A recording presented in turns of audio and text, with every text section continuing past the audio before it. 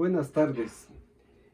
Con la ayuda de esta maqueta vamos a analizar la ley de Faraday cuando tenemos una bobina central insertada en el seno de un flujo magnético de características alternantes.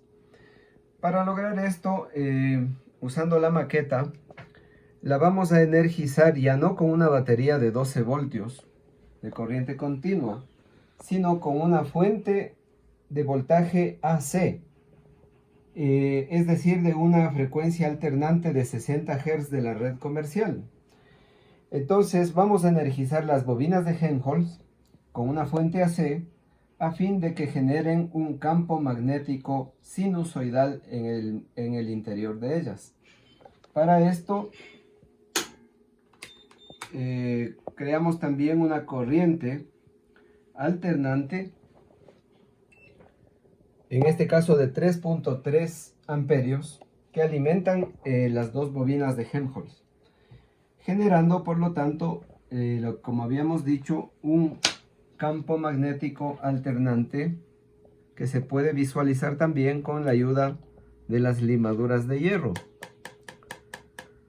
Este campo magnético de características alternantes a la frecuencia de 60 Hz es el que va a atravesar la bobina central de 3200 vueltas, generando un flujo magnético alterno sin necesidad de girar la bobina.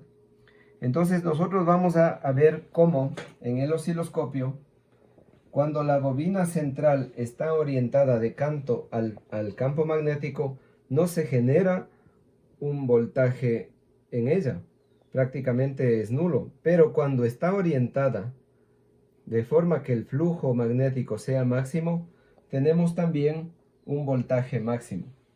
Ahora he puesto este pequeño palillo de plástico para mostrar el vector de la bobina, del área de la bobina. Como ustedes saben, el área es una magnitud vectorial porque tiene magnitud, dirección y sentido.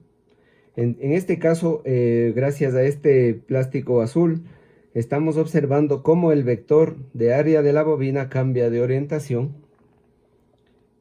En este caso, por ejemplo, estaría en forma paralela a las líneas del campo magnético, formando con ellas un ángulo de 0 grados.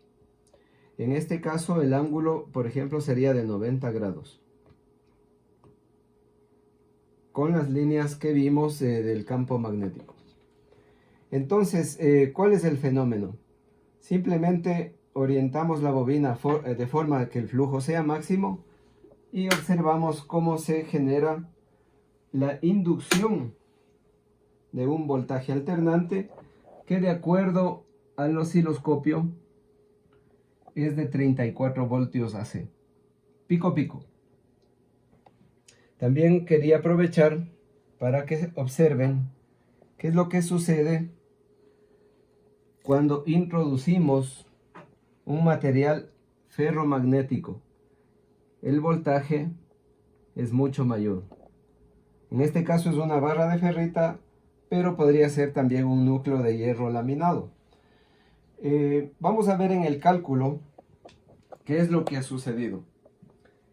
La ley de Faraday nos dice que el voltaje que se ha inducido en los terminales de la bobina central es igual a la derivada del flujo magnético respecto al tiempo.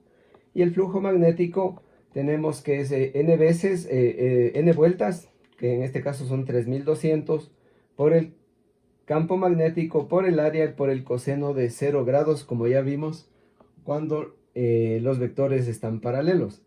El campo magnético, como es de naturaleza alternante por la corriente que lo alimenta, es un campo magnético pico por el seno de Wt. W en este caso corresponde a la frecuencia de 60 Hz de la red comercial y nosotros hemos obtenido un campo magnético pico de 10 militeslas, tal como podemos medir con ayuda de este magnetómetro. Le ponemos en modo AC, porque esta es una corriente alternante, y obtenemos que el campo magnético es de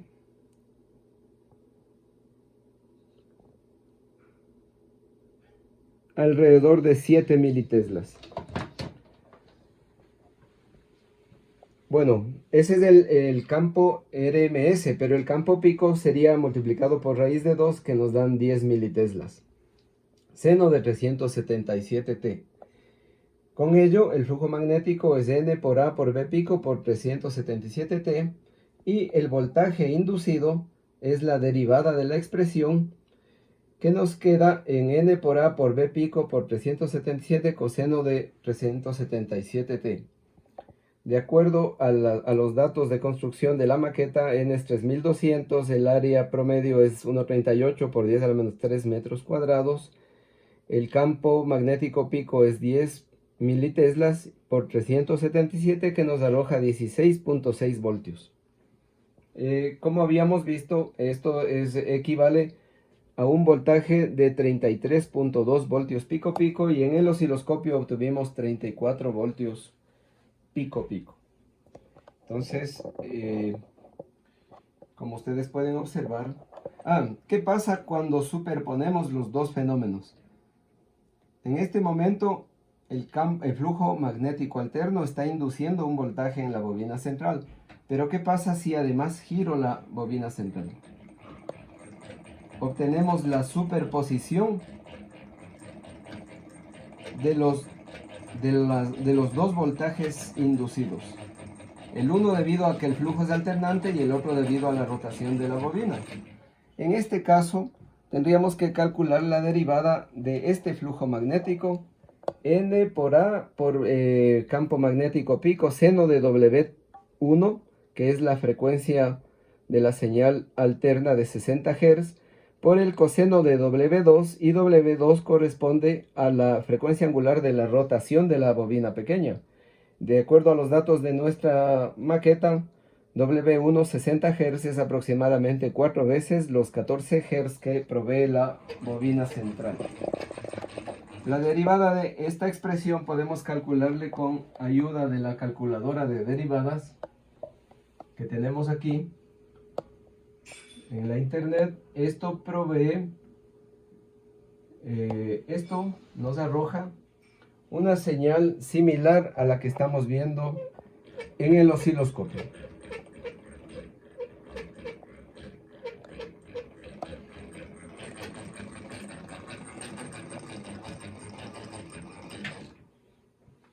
Muchas gracias por su atención.